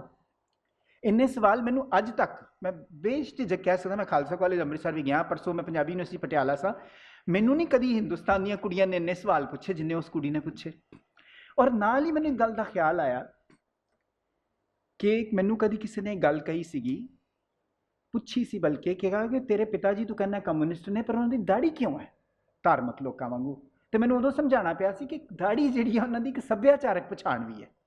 ਹੁਣ ਗੁਰਬਖਸ਼ ਸਿੰਘ ਪ੍ਰੀਤਲੜੀ ਜਿਹੜਾ ਹੈ ਉਹ ਕੋਈ ਇੰਜ ਧਾਰਮਿਕ ਬੰਦਾ ਨਹੀਂ ਸੀ ਜਿਸ ਤਰ੍ਹਾਂ ਸਮੇਂ ਪਤਾ ਖੁੱਲੀ ਦਾੜੀ ਸੀ, ਤੇ ਕੋਈ ਅਕਾਲੀ ਨਹੀਂ ਸੀ, ਸਾਰਿਆਂ ਨੂੰ ਪਤਾ ਉਹ ਕੌਣ ਸੀ, ਪਰ ਇਹ ਇੱਕ ਤੁਹਾਡੀ ਸੱਭਿਆਚਾਰਕ ਪਛਾਣ। ਤੇ ਮੈਂ ਪਹਿਲੀ ਵਾਰੀ ਮੈਨੂੰ ਲੱਗਾ ਕਿ ਇਹ ਬੁਰਕਾ ਜੇ ਉਸ ਔਰਤ ਦੀ ਸੱਭਿਆਚਾਰਕ ਕਾਲੀ ਪਛਾਣ ਹੈ, ਤੇ ਮੈਂ ਆਪਣੇ ਮਨ 'ਚ ਕਿਉਂ ਧਾਰਨਾ ਬਣਾਈ ਹੋਈ ਹੈ ਕਿ ਹਰ ਬੁਰਕੇ ਵਾਲਾ ਜਾਂ ਹਰ ਦਾੜੀ ਰੱਖਣ ਵਾਲਾ ਜਿਹੜਾ ਵੈ ਉਹ ਕੋਈ ਕੱਟੜ ਮੁਸਲਮਾਨ ਹੈ। ਅਸੀਂ ਤਾਂ ਨਹੀਂ ਸੋਚਦੇ ਕਿ ਸੰਧੂ ਸਾਹਿਬ ਨੇ ਪਗੜੀ ਰੱਖੀ ਹੋਈ ਤੇ ਕੱਟੜ ਹਿੰਦੂ ਸਿੱਖ ਨੇ। ਸੋ ਇਹ ਜਿਹੜੀਆਂ ਗੱਲਾਂ ਨੇ ਨਾ, ਮੈਨੂੰ ਲੱਗਦਾ ਕਿ ਆਪਸ 'ਚ ਮਿਲਣ ਨਾਲ ਨਾ ਧਾਰਨਾਵਾਂ ਜਿਹੜੀਆਂ ਤੁਹਾਡੀਆਂ ਬਣਦੀਆਂ ਟੁੱਟਦੀਆਂ ਨੇ, ਉਹ ਵੀ ਬਹੁਤ ਜ਼ਰੂਰੀ ਹੁੰਦਾ ਹੈ। ਮੈਂ ਇੱਕ ਗੱਲ ਹੋਰ ਕਹਿਣੀ ਚਾਹੁੰਦਾ ਕਿ ਮੈਨੂੰ ਇਹ ਮਹਿਸੂਸ ਹੋਇਆ ਪਾਕਿਸਤਾਨ ਜਾ ਕੇ, ਸੈਕਿੰਡ ਵਿਜ਼ਿਟ 'ਚ ਖਾਸ ਕਰਕੇ, ਕਿਉਂਕਿ ਮੈਂ ਇੱਥੇ ਉਹਨਾਂ ਦਿਨਾਂ ਜਦੋਂ ਇਹ ਅਭਿਨੰਦਨ ਵਾਲਾ ਕਿੱਸਾ ਚੱਲ ਰਿਹਾ ਸੀ ਨਾ, ਜਿੱਦਣ ਤੱਕ ਅਭਿਨੰਦਨ ਡਿੱਗਿਆ ਨਹੀਂ ਨਾ, ਤੁਹਾਨੂੰ ਸਾਰਿਆਂ ਨੂੰ ਚੇਤੇ ਹੋਣਾ, ਸਾਡੇ ਟੀਵੀ ਤੇ ਇੰਜ ਹੋ ਰਿਹਾ ਸੀਗਾ ਕਿ ਚੜ੍ਹ ਜਾਓ ਪਾਕਿਸਤਾਨ ਤੇ ਉਹਨੂੰ ਨੇਸਤਾਨਾਬੂਦ ਹੀ ਕਰ ਦਿਓ। ਅਭਿਨੰਦਨ ਦੇ ਡਿੱਗਣ ਨਾਲ ਥੋੜ੍ਹੀ ਜਿਹੀ ਸੋਝੀ ਆਈ ਕਿ ਵਾਰ ਦੀ ਇੱਕ ਕਾਸਟ ਵੀ ਹੁੰਦੀ ਹੈ। ਇਹ ਨਹੀਂ ਹੁੰਦੀ ਕਿ ਤੁਸੀਂ ਗੁਆਂਢੀ ਦੇ ਉੱਤੇ ਚੜ੍ਹ ਜਾਓਗੇ ਤੇ ਉਹ ਚੁੱਪ ਕਰਕੇ ਸਭ ਕੁਝ ਸਹਿ ਲਏਗਾ। ਜਿੱਦਣ ਅਭਿਨੰਦਨ ਡਿੱਗਿਆ, ਇਹ ਸਮਝ ਆਣੀ ਸ਼ੁਰੂ ਹੋਈ ਕਿ ਜੇ ਜੰਗ ਲੱਗੇਗੀ ਤੇ ਫਿਰ ਉਹਦਾ ਨੁਕਸਾਨ ਦੋਵਾਂ ਧਿਰਾਂ ਨੂੰ ਭੁਗਤਣਾ ਪਏਗਾ। ਉਦੋਂ ਥੋੜ੍ਹੀ ਜਿਹੀ ਜਿਹਨੂੰ ਕਹਿੰਦੇ ਨਾ ਹਲਕੀ ਜਿਹੀ ਹਿੰਦੁਸਤਾਨ 'ਚ ਵੀ ਚੇਂਜ ਆਈ, ਪਰ ਸਾਡੇ ਟੀਵੀ ਵਾਲਿਆਂ ਨੇ ਤਾਂ ਸੱਚੀ-ਮੁੱਚੀ ਹੱਥ ਚੁੱਕੀ ਹੋਈ ਸੀ। ਔਰ ਦੂਜੀ ਗੱਲ ਇਹ ਹੈ ਕਿ ਮੈਂ ਤੁਹਾਨੂੰ ਹੁਣ ਤਰੀਕ ਵਾਰ ਵੀ ਦੱਸ ਸਕਦਾ, 2 ਮਾਰਚ ਤੱਕ ਇਹ ਜਿਹੜਾ ਅਭਿਨੰਦਨ ਵਾਲਾ ਕਿੱਸਾ ਹੋਇਆ ਨਾ ਸਬੱਬੀ, ਉਸ ਹਫ਼ਤੇ 'ਚ ਮੈਂ ਦਿੱਲੀ ਸਾਂ। 2 ਮਾਰਚ ਨਿੱਚਰਵਾਰ ਦਾ ਦਿਨ ਸੀ। ਉਦਣ ਮੈਂ ਸ਼ਤਾਬਦੀ ਤੇ ਜਲੰਧਰ ਜਾ ਰਿਹਾ ਸਾਂ। ਮੇਰੇ ਨਾਲ ਮੇਰੀ ਇੱਕ ਦੋਸਤ ਜਿਹੜੀ ਉਹ ਵੀ ਦਿੱਲੀ ਰਹਿੰਦੀ ਹੈ, ਅਸੀਂ ਦੋਨੋਂ ਹੀ ਮਾਸਕੋ ਦੇ ਪੜ੍ਹੇ ਹੋਏ ਹਾਂ। ਉਹ ਗੱਲਾਂ ਕਰ ਰਹੀ ਸੀ ਤੇ ਅਸੀਂ ਆਪਸ 'ਚ ਗੱਲਾਂ ਕਰ ਰਹੇ ਸਾਂ, ਤੇ ਮੈਨੂੰ ਕਿਹਾ ਕਿ ਪਤਾ ਨਹੀਂ ਕੀ ਹੋ ਗਿਆ, ਸਾਡੇ ਲੋਕਾਂ ਨੂੰ ਟੀਵੀ ਤੇ ਸੁਣ ਕੇ ਝੱਲੇ ਹੋਈ ਜਾਂਦੇ ਨੇ, ਹਰ ਕੋਈ ਜੰਗ ਦੀ ਗੱਲ ਕਰ ਰਿਹਾ। ਡੂ ਦੇ ਅੰਡਰਸਟੈਂਡ ਕਿ ਜੰਗ ਦੀ ਕਾਸਟ ਕੀ ਹੁੰਦੀ ਹੈ? ਇੱਕ ਕੁੜੀ 35 ਸਾਲ ਦੀ, ਬਿਲਕੁਲ ਜਿਹਨੂੰ ਕਹਿੰਦੇ ਨੇ ਨਾ ਮਾਡਰਨ ਕੁੜੀ, ਉੱਠੀ। ਹੁਣ ਤੁਹਾਨੂੰ ਪਤਾ ਸ਼ਤਾਬਦੀ 'ਚ ਸੀਟਾਂ ਜਿਹੜੀਆਂ ਹਵਾਈ ਜਹਾਜ਼ ਵਰਗੀਆਂ ਹੁੰਦੀਆਂ ਵੀ, ਸਭ ਦਾ ਇੱਕ ਪਾਸੇ ਵੱਲ ਮੂੰਹ ਹੁੰਦਾ ਹੈ। ਅਗਲੀ ਸੀਟ ਤੋਂ ਉੱਠੀ, ਮੇਰੇ ਵੱਲ ਮੂੰਹ ਕਰਕੇ ਮੈਨੂੰ ਕਹਿੰਦੀ, ਆਰ ਯੂ ਅ ਪਾਕਿਸਤਾਨੀ? ਐਨਜੀ। ਮੈਂ ਕਿਹਾ ਵਾਈ? ਕਹਿੰਦੀ ਹੈ ਮੈਨੂੰ ਤੁਹਾਡਾ ਆਰਗੂਮੈਂਟ ਨਹੀਂ ਠੀਕ ਲੱਗਾ ਕਿ ਜੰਗ ਨਹੀਂ ਹੋਣੀ ਚਾਹੀਦੀ। ਮੈਂ ਕਿਹਾ ਮੈਡਮ, ਜੇ ਮੈਂ ਪਾਕਿਸਤਾਨੀ ਹੁੰਦਾ ਨਾ ਤੇ ਮੇਰੀ ਹਿੰਮਤ ਨਹੀਂ ਸੀ ਹੋਣੀ ਹੈ ਹਿੰਦੁਸਤਾਨੀਆਂ ਦੀ ਭਰੀ ਗੱਡੀ 'ਚ ਗੱਲ ਕਹਿਣ ਦੀ, ਪਰ ਕਿਉਂਕਿ ਮੈਂ ਹਿੰਦੁਸਤਾਨੀ ਹਾਂ ਤਾਂ ਮੈਂ ਕਹਿ ਲਈ ਇਹ ਗੱਲ। ਤੇ ਮੈਂ ਕਿਹਾ ਤੈਨੂੰ ਜੇ ਨਹੀਂ ਮੇਰੀ ਗੱਲ ਚੰਗੀ ਲੱਗੀ ਤੇ ਰਿਮੈਂਬਰ ਵਨ ਥਿੰਗ, ਕਿ ਇਹ ਆਜ਼ਾਦ ਮੁਲਕ ਹੈ ਤੇ ਮੇਰਾ ਵੀ ਉਨਾ ਹੀ ਕਹਿਣ ਦਾ ਹੱਕ ਹੈ ਕਿ ਮੈਨੂੰ ਜੰਗ ਨਹੀਂ ਚਾਹੀਦੀ। ਫਿਰ ਉਹ ਬਹਿ ਗਈ ਥੋੜ੍ਹੀ ਦੇਰ ਬਾਅਦ। ਪਰ ਇਹ ਮੈਂ ਤੁਹਾਨੂੰ ਗੱਲ ਇਸ ਹਿੰਦੁਸਤਾਨੀ ਕੁੜੀ ਦੀ ਇਸ ਲਈ ਸੁਣੀ ਕਿ ਪੜ੍ਹੀ ਲਿਖੀ ਔਰਤ ਇਹ ਗੱਲ ਕਰ ਰਹੀ ਹੈ, ਇਹਦਾ ਮਤਲਬ ਹੈ ਕਿ ਕਿਧਰੇ ਤੇ ਜਿਹੜਾ ਪ੍ਰੋਪੇਗੰਡਾ ਹੈ ਉਹ ਲੋਕਾਂ ਤੇ ਅਸਰ ਕਰ ਰਿਹਾ। ਤੇ ਉਲਟਾ ਗੱਲ ਇਹ ਮੈਂ ਦੇਖੀ ਕਿ ਪਾਕਿਸਤਾਨ 'ਚ ਕਿ ਇੰਨੇ ਸਾਲ ਜੋ ਮੈਨੂੰ ਮਹਿਸੂਸ ਹੋਇਆ, ਮਿਲਟਰੀ ਡਿਕਟੇਟਰਸ਼ਿਪ, ਭੈੜੀਆਂ ਹਕੂਮਤਾਂ ਦੇ ਥੱਲੇ ਰਹਿ ਕੇ ਉਹਨਾਂ ਦਾ ਆਪਣੀਆਂ ਹਕੂਮਤਾਂ ਤੋਂ ਵਿਸ਼ਵਾਸ ਉੱਠ ਗਿਆ ਹੋਇਆ। ਉਹ ਹੁਣ ਚਾਹੁੰਦੇ ਨੇ, ਇਹ ਜਿਹੜੀ ਦੇਖੋ ਇਹ ਗੱਲ ਕਰਨੀ ਕਿ ਬਈ ਹਿੰਦੁਸਤਾਨ ਤੋਂ ਆਏ ਹੋਏ ਗੈਸਟ ਨੂੰ ਤੁਸੀਂ ਯੂਨੀਵਰਸਿਟੀ 'ਚ ਬਹਿ ਕੇ ਕਹਿ ਰਹੇ ਹੋ ਕਿ ਸਾਡੇ ਕੋਲੋਂ ਗਲਤੀ ਹੋ ਗਈ ਪਾਕਿਸਤਾਨ ਬਣਾ ਕੇ, ਇਹ ਸੌਖਾ ਨਹੀਂ ਜਾਂਦਾ। ਅਸੀਂ ਇੱਥੇ ਬੈਠ ਕੇ ਸੋਚ ਸਕਦੇ ਹਾਂ ਵੀ ਇੱਥੇ ਤੇ ਕੋਈ ਦੂਜੀ। ਫਿਰ ਮੈਂ ਅਖਬਾਰਾਂ ਦੇਖੀਆਂ, ਐਕਚੁਅਲੀ ਪਾਕਿਸਤਾਨ 'ਚ ਅਖਬਾਰਾਂ ਬਹੁਤ ਖੁੱਲ੍ਹ ਕੇ ਲਿਖਦੀਆਂ ਆਪਣੀ ਹਕੂਮਤ ਦੇ ਖਿਲਾਫ। ਸੋ ਇਹ ਜਿਹੜੀਆਂ ਕੁਝ ਧਾਰਨਾਵਾਂ ਜਿਹੜੀਆਂ ਨੇ ਟੁੱਟਣੀਆਂ, ਮੈਂ ਤਾਂ ਚਾਹੁੰਦਾ ਇਹ ਵਾਂ ਕਿ ਅਸਲ 'ਚ ਘੱਟੋ ਘੱਟ ਰਾਹ ਹੀ ਖੁੱਲ੍ਹ ਜਾਣ ਨਾ, ਲਕੀਰ ਤੇ ਵੱਜੀ ਹੈ, ਰਹਿਣਾ ਮੈਂ, ਅਸੀਂ ਇੱਕ ਦੂਜੇ ਕੋਲ ਆ ਜਾ ਸਕੀਏ, ਸਾਨੂੰ ਪਤਾ ਲੱਗੇ। ਦੇਖੋ ਉਹਦੇ ਬੜੇ ਸਾਰੇ ਇਕਨੋਮਿਕ ਫਾਇਦੇ ਵੀ ਹੋਣਗੇ, ਉਹ ਵੱਖਰੀ ਗੱਲ ਹੈ, ਪਰ ਲੋਕਾਂ ਦਾ ਆਪਸ 'ਚ ਰਾਬਤਾ ਜਿਹੜਾ ਨਾ ਉਹ ਹੋਣਾ ਬੜਾ ਜ਼ਰੂਰੀ ਹੈ। ਔਰ ਮੈਂ ਚਾਹੁੰਦਾ ਕਿ ਜੇ ਅੱਜ ਦੀ ਮੇਰੀ ਇਹ ਗੱਲ ਸੁਣ ਕੇ ਤੇ ਉਸ ਤੋਂ ਪਹਿਲਾਂ ਜੋ ਸੰਧੂ ਸਾਹਿਬ ਨੇ ਗੱਲਾਂ ਸੁਣੀਆਂ ਨੇ, ਜੇ ਤੁਹਾਡੇ 'ਚੋਂ ਕਿਸੇ ਦੇ ਮਨ ਦਾ ਥੋੜ੍ਹਾ ਬਹੁਤ ਵੀ ਜਾਲਾ ਲੱਥ ਗਿਆ ਨਾ, ਤੇ ਅਸੀਂ ਸਮਝਾਂਗੇ ਅਸੀਂ ਸਫਲ ਰਹੇ ਹਾਂ। ਤਾਂ ਮੈਨੂੰ ਜਨਰਲ ਐਟਮੋਸਫੇਅਰ ਪਾਕਿਸਤਾਨ ਦਾ ਇਹ ਲੱਗਾ ਜਿਸ ਗੱਲ ਕਰਕੇ ਇਮਰਾਨ ਵੀ ਆਇਆ ਹੈ। ਦੇਖੋ ਅਸੀਂ ਇੱਕ ਪਾਸਿਓਂ ਕਹਿੰਦੇ ਹਾਂ ਕਿ ਵਾਕਈ ਐਕਚੁਅਲੀ ਮਿਲਟਰੀ ਚਲਾਉਂਦੀ ਹੈ ਪਾਕਿਸਤਾਨ ਨੂੰ, ਇਫੈਕਟ ਹੈ, ਪਰ ਇਹ ਹੈ ਕਿ ਹੁਣ ਨਾ ਕੁਝ ਜਿਹਨੂੰ ਕਹਿੰਦੇ ਨੇ ਆਬਜੈਕਟਿਵ ਹਾਲਾਤ ਇੰਜ ਦੇ ਬਣ ਰਹੇ ਨੇ ਕਿ ਪਾਕਿਸਤਾਨ ਦੇ ਵਿੱਚ ਟੋਟਲੀ ਇਹ ਫੀਲਿੰਗ ਆਣੀ ਸ਼ੁਰੂ ਹੋ ਗਈ। ਅੱਛਾ, ਮੈਂ ਇੱਥੇ ਨਾ ਇੱਕ ਰੋਕ ਕੇ ਤੁਹਾਨੂੰ ਹੋਰ ਵੀ ਗੱਲ ਦੱਸਣਾ। ਮੈਂ 2 ਥਾਵਾਂ ਦੇ ਉੱਤੇ ਜਿੱਥੇ ਮੈਂ ਦੋਸਤਾਂ ਦੇ ਘਰ ਦਾਵਤ ਉੱਤੇ ਸਾਂ, ਉੱਥੇ ਨਾ ਮੈਂ ਇੱਕ ਅੱਧੀ ਵਾਰੀ ਕਿਹਾ ਵੀ ਕਿ ਪਾਕਿਸਤਾਨੀ ਆਪਸ ਜਦੋਂ ਬਹਿਸ ਕਰ ਰਹੇ ਹੁੰਦੇ ਨੇ ਨਾ, ਤੇ ਮੈਂ ਤਾਂ ਚੁੱਪ ਕਰਕੇ ਸੁਣ ਰਿਹਾ ਹੁੰਦਾ, ਕਦੀ ਕਦੀ ਮੈਨੂੰ ਲੱਗਣ ਲੱਗ ਪੈਂਦਾ ਕਿ ਇਹ ਬਹਿਸ ਜਿਹੜੀ ਹੈ ਨਾ, ਇਹ ਪਾਕਿਸਤਾਨ 'ਚ ਨਹੀਂ ਹੋ ਰਹੀ, ਇਹ ਇੰਡੀਆ 'ਚ ਹੋ ਰਹੀ ਹੈ। ਤੁਸੀਂ ਇਹ ਤੁਹਾਨੂੰ ਭੁੱਲ ਜਾਂਦਾ ਹੈ ਕਿ ਬਈ ਇਹ ਤੁਸੀਂ ਸੱਚੀ ਪਾਕਿਸਤਾਨ 'ਚ ਬੈਠੇ ਹੋਏ। ਮੈਨੂੰ ਲੱਗਦਾ ਕਿ ਇਹਨਾਂ ਨੂੰ ਨਾ ਇਹ ਹੁਣ ਸੋਝੀ ਆਣੀ ਸ਼ੁਰੂ ਹੋ ਗਈ ਹੈ ਕਿ ਇਹ ਇੱਕ ਬੜੀ ਵੱਡੀ ਗਲਤੀ ਹੋਈ। ਸੋ ਇਹ ਜਿਹੜੀ ਹੈ ਨਾ ਅਗਲੀ ਜਨਰੇਸ਼ਨ ਦੀ ਥਿੰਕਿੰਗ, ਇਹ ਯੂਟੋਪੀਅਨ ਹੀ ਨਹੀਂ ਹੈ, ਇਹਦੇ ਚੇਂਜ ਵੀ। ਔਰ ਫਿਰ ਮੈਨੂੰ ਇੱਕ ਹੋਰ ਗੱਲ ਹੈ ਜਿਹਦੇ ਬਾਰੇ ਇੱਥੇ ਬੜੀ ਘੱਟ ਗੱਲ ਹੁੰਦੀ ਹੈ। ਦੇਖੋ ਅੱਜ ਕੱਲ੍ਹ ਸਾਡੇ 'ਚ ਇਲੈਕਸ਼ਨ ਵੱਲ ਕੇ ਹਾਲਾਤ ਕਰਕੇ ਨਾ ਇਹ ਬੜਾ ਕੀਤਾ ਜਾ ਰਿਹਾ ਕਿ ਪਾਕਿਸਤਾਨ ਤੇ ਬਾਹਰ ਦਾ ਦਬਾਅ ਹੈ, ਇਹ ਉਹ। ਤੁਹਾਨੂੰ ਮੈਨੂੰ ਇਹ ਜਾ ਕੇ ਮੈਨੂੰ ਖੁਦ ਨਹੀਂ ਸੀ ਇਹ ਗੱਲ ਪਤਾ ਕਿ ਇੱਕ 5 ਸਾਲ ਤੋਂ ਉਹਨਾਂ ਨੇ ਨੈਸ਼ਨਲ ਐਕਸ਼ਨ ਕਮੇਟੀ ਬਣਾਈ ਹੋਈ ਹੈ, ਜਿਹਦਾ ਕੰਮ ਹੀ ਇਹ ਹੈ ਕਿ ਅਸਲ 'ਚ ਜਿਹੜੀਆਂ ਕੱਟੜ ਕਿਸਮ ਦੀਆਂ ਜਾਂ ਆਰਗੇਨਾਈਜੇਸ਼ਨਸ ਨੇ, ਇਹਨਾਂ ਨੂੰ ਕਿਸੇ ਤਰ੍ਹਾਂ ਕੰਟਰੋਲ ਕੀਤਾ ਜਾਏ। ਹੁਣ ਪ੍ਰੋਬਲਮ ਪਾਕਿਸਤਾਨ 'ਚ ਹੋਈ ਹੈ ਜਿਹੜੀ ਇਨ ਏ ਵੇ ਸਾਡੇ ਵੀ ਹੈਗੀ ਹੈ। ਸਿਮਿਲਰਲੀ ਪਾਕਿਸਤਾਨ ਦੇ ਵਿੱਚ ਗੱਲ ਹੈ ਕਿ ਉਹ ਕਰ ਕੁਝ ਨਹੀਂ ਸਕਦੇ, ਕਿਉਂਕਿ ਇੱਕ ਪਾਸਾ ਹੈ ਜਿਹੜਾ ਕਿ ਲਿਬਰਲ ਪਾਸਾ ਨੂੰ ਬੰਦ ਕਰਨਾ ਚਾਹੁੰਦਾ, ਦੂਜਾ ਪਾਸਾ ਜਿਹੜਾ ਕੰਜ਼ਰਵੇਟਿਵ ਪਾਸਾ ਹੈ ਉਹ ਧਰਮ ਵਰਤਦਾ। ਅੱਛਾ, ਮੈਂ ਇੱਥੇ ਤੁਹਾਨੂੰ ਡਾਇਗਰੈਸ ਕਰਕੇ ਥੋੜ੍ਹੀ ਜਿਹੀ ਹੋਰ ਵੀ ਗੱਲ ਕਹਿਣੀ ਚਾਹੁੰਦਾ, ਮੈਨੂੰ ਇੱਕ ਹੋਰ ਗੱਲ ਚੇਤੇ ਆ ਗਈ। ਗੱਲ ਹੈ ਕਿ ਇਹਨਾਂ ਦਾ ਨਾ, ਤੁਹਾਡੇ 'ਚੋਂ ਸ਼ਾਇਦ ਯੰਗਰ ਜਨਰੇਸ਼ਨ ਨੂੰ ਪਤਾ ਹੋਵੇ ਕਿ ਇਹਨਾਂ ਦਾ ਐਕਟਰ ਹੈ ਜਿਹੜਾ ਹਿੰਦੁਸਤਾਨੀ ਫਿਲਮਾਂ 'ਚ ਵੀ ਕੰਮ ਕਰਦਾ ਰਿਹਾ ਜਦ ਤੱਕ ਇਹ ਬੈਨ ਨਹੀਂ ਲੱਗਾ, ਅਲੀ ਫਜ਼ਲ। ਪਤਾ ਨਹੀਂ ਤੁਹਾਡੇ 'ਚੋਂ ਕਿਸੇ ਨੇ ਨਾਂ ਸੁਣਿਆ? ਤੁਮ ਬਿਨ ਲਾਦਨ ਫਿਲਮ ਵੀ ਉਹਨੇ ਬਣਾਈ ਸੀ। ਅਲੀ ਫਜ਼ਲ ਜਿਹੜਾ ਹੈ, ਇੱਕ ਇਹਨਾਂ ਦਾ ਬੜਾ ਵੱਡਾ ਜਰਨਲਿਸਟ ਹੈ ਹਾਮਿਦ ਮੀਰ। ਉਹ ਜੀਓ ਟੀਵੀ ਦੇ ਉੱਤੇ 1 ਘੰਟੇ ਦਾ ਪ੍ਰੋਗਰਾਮ ਕਰਦਾ ਹੈ। ਉਹਨਾਂ ਨੇ ਇੱਕ ਦਿਨ ਇੱਕ ਆਪਣਾ ਜਿਹੜਾ ਉਹ ਗੱਲਬਾਤ ਦਾ ਪ੍ਰੋਗਰਾਮ ਸੀ ਰੂਬਰੂ ਦਾ। ਤੁਹਾਨੂੰ ਪਤਾ ਟੀਵੀ ਵਾਲੇ ਜਦੋਂ ਇੰਜ ਦੇ ਪ੍ਰੋਗਰਾਮ ਕਰਦੇ ਉਹਨਾਂ ਨੂੰ ਇੱਕ ਪਿਕਚਰੈਸਕ ਥਾਂ ਚਾਹੀਦੀ ਹੁੰਦੀ ਹੈ, ਤੇ ਗਵਰਨਮੈਂਟ ਕਾਲਜ ਯੂਨੀਵਰਸਿਟੀ ਦਾ ਐਮਫੀ ਥੀਏਟਰ ਬਹੁਤ ਸੋਹਣੀ ਥਾਂ ਹੈ। ਗਵਰਨਮੈਂਟ ਕਾਲਜ ਯੂਨੀਵਰਸਿਟੀ ਦੀ ਬਿਲਡਿੰਗ ਵੀ ਬੜੀ ਸੋਹਣੀ ਗੋਥਿਕ ਬਿਲਡਿੰਗ ਹੈ। ਇਹਨਾਂ ਨੇ ਗਵਰਨਮੈਂਟ ਕਾਲਜ ਯੂਨੀਵਰਸਿਟੀ 'ਚ ਸ਼ਾਮ ਨੂੰ ਉਹ ਪ੍ਰੋਗਰਾਮ ਕੀਤਾ ਤੇ ਆਡੀਅנס ਲਈ ਸਟੂਡੈਂਟ ਹੀ ਬੁਲਾਏ। ਹੁਣ ਉਹਦੇ ਵਿੱਚ ਹਾਮਿਦ ਮੀਰ ਜਿਹੜਾ ਵੈ, ਉਹ ਬਾਰ-ਬਾਰ ਜਿਹੜੀ ਗੱਲ ਕਰਦਾ ਸੀ ਉਹ ਅਸਲ ਵਿੱਚ ਇਹੋ ਹੀ ਗੱਲ ਕਰ ਰਿਹਾ ਸੀਗਾ ਜਿਹੜਾ ਕਿ ਮੈਂ ਤੇ ਉਹਦੀ ਲਾਈਵ ਦੇਖਿਆ ਨਾ, ਮੈਂ ਮਤਲਬ ਉਹਦੀ ਰਿਕਾਰਡਿੰਗ ਦੇਖੀ ਲਾਈਵ ਤੇ, ਪਤਾ ਨਹੀਂ ਮਤਲਬ ਲਾਈਵ ਦੇਖਿਆ ਪਰ ਬਾਅਦ ਵਿੱਚ ਕਦੀ ਰਿਕਾਰਡਿੰਗ ਆਏਗੀ ਮੈਂ ਨਹੀਂ ਉਹ ਦੇਖਿਆ ਟੀਵੀ ਦੇ ਉੱਤੇ, ਮੈਨੂੰ ਨਹੀਂ ਪਤਾ ਉਹ ਸ਼ਾਇਦ ਕੱਟਿਆ ਵੀ ਜਾਏ ਥੋੜ੍ਹਾ ਬਹੁਤ। ਪਰ ਉਹ ਇੰਨਾ ਖੁੱਲ੍ਹ ਕੇ ਹਜ਼ਾਰਾਂ ਸਟੂਡੈਂਟਸ ਦੇ ਸਾਹਮਣੇ ਇਹੋ ਹੀ ਗੱਲ ਕਰ ਰਿਹਾ ਸੀ ਕਿ ਸਿਆਸਤਦਾਨ ਜਿਹੜੇ ਨੇ ਉਹਨਾਂ ਨੇ ਪਾਕਿਸਤਾਨ ਨੂੰ ਕਿਵੇਂ ਪਛੜਿਆ ਰਿਹਾ ਪਾਕਿਸਤਾਨ, ਔਰ ਇਹਨੂੰ ਬਦਲਣ ਦੀ ਲੋੜ ਹੈ। ਔਰ ਜਿਵੇਂ ਤਾੜੀਆਂ ਪੈਂਦੀਆਂ ਸੀ ਨਾ ਆਪ ਮੁਹਾਰੀਆਂ, ਕਿਉਂਕਿ ਉਹ ਸਟੂਡੈਂਟਸ ਦੀ ਆਡੀਅנס ਸੀ, ਉਹ ਤੋਂ ਪਤਾ ਲੱਗਦਾ ਕਿ ਸਟੂਡੈਂਟ ਜਿਹੜੇ ਨੇ ਉਹ ਹੁਣ ਸੋਚਣ ਹੀ ਹੋਰ ਤਰ੍ਹਾਂ ਲੱਗ ਪਏ। ਮੈਨੂੰ ਲੱਗਦਾ ਵੈ ਕਿ ਹੁਣ ਐਕਚੁਅਲੀ ਇੱਕ ਜਨਰੇਸ਼ਨਲ ਚੇਂਜ, ਇੱਕ ਐਟਮੋਸਫੇਰਿਕਸ ਦੀ ਚੇਂਜ ਪਾਕਿਸਤਾਨ 'ਚ ਬੜੀ ਕਲੀਅਰਲੀ ਦਿਸਦੀ ਹੈ। ਜਿਵੇਂ ਮਾਫ਼ ਕਰਨਾ, ਹਿੰਦੁਸਤਾਨ 'ਚ ਮੈਨੂੰ ਲੱਗਦਾ ਸਾਡਾ ਪੁੱਠਾ ਗੇੜਾ ਵੱਜਾ ਹੋਇਆ। ਅਸੀਂ ਸਾਡੀ ਪੁਸ਼ਤ ਜ਼ਿਆਦਾ ਲਿਬਰਲ ਹੁੰਦੀ ਸੀ, ਹੁਣ ਵਾਲੀਆਂ ਜਿਹੜੀਆਂ ਉਹਨਾਂ ਦੇ ਵਿੱਚ, ਪੰਜਾਬੀਆਂ ਦੀ ਗੱਲ ਨਹੀਂ ਕਰ ਰਿਹਾ, ਮੈਨੂੰ ਲੱਗਦਾ ਪੰਜਾਬੀ ਸਭ ਤੋਂ ਘੱਟ ਜੰਗ ਚਾਹੁੰਦੇ ਸਨ ਪਿਛਲੇ ਦਿਨਾਂ ਦੇ ਵਿੱਚ। ਪਰ ਜਦੋਂ ਹੀ ਪੰਜਾਬ ਟੱਪੋ ਤੇ ਲੱਗਦਾ ਸੀਗਾ ਕਿ ਸਾਰਾ ਹਿੰਦੁਸਤਾਨ ਤੇ ਜਿਹਨੂੰ ਕੋਈ ਫਰਕ ਹੀ ਨਹੀਂ ਪੈਣਾ ਉਹ ਤਾਂ ਕਹਿੰਦੇ ਨੇ ਮੈਂ ਮਾਰੋ ਇਹਨਾਂ ਨੂੰ। ਤੇ ਸਾਡੇ ਇੱਥੇ ਜਿਹੜਾ ਨਾ ਭੇਦਭਾਵ ਜਿਹੜਾ ਹੈ, ਫਿਰਕਾ ਪ੍ਰਸਤੀ, ਉਹ ਵਧੀ ਹੈ ਪਿਛਲੇ ਕੁਝ ਸਾਲਾਂ 'ਚ, ਉਹਨਾਂ ਦੀ ਘਟੀ ਹੈ। ਔਰ ਇਹ ਤਾਂ ਫੈਕਟ ਹੈ ਕਿ ਕੁਝ ਸਿਆਸੀ ਕਾਰਨ ਵੀ ਰਹੇ ਹੋਣ, ਸਿੱਖ ਹੋਣਾ, ਸਿੱਖੀ ਸਰੂਪ ਵਾਲਾ ਸਿੱਖ ਹੋਣਾ, ਸਿੱਖ ਤੇ ਮੈਂ ਵੀ ਹਾਂ ਖੈਰ, ਪਰ ਸਰੂਪ ਨਹੀਂ ਨਾ ਹੈਗਾ, ਇਹ ਬਹੁਤ ਫਾਇਦੇਮੰਦ ਚੀਜ਼ ਹੈ। ਮੇਰਾ ਤਾਂ ਇੱਕ ਦੋਸਤ ਹੈ ਗੁਰਪ੍ਰੀਤ ਸਿੰਘ, ਉਹ ਮੈਨੂੰ ਕਹਿੰਦਾ ਜਦੋਂ ਪਾਕਿਸਤਾਨ ਜਾਇਆ ਕਰ ਪਗੜੀ ਬੰਨ ਕੇ ਜਾਇਆ ਕਰ।